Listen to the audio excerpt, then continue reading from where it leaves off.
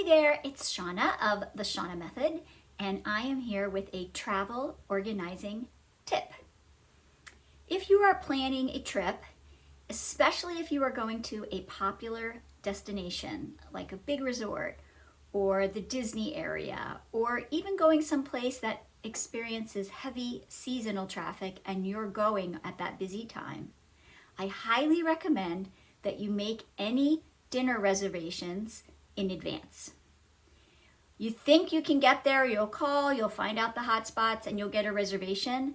But during busy times and in highly trafficked locations, it's difficult to get a reservation.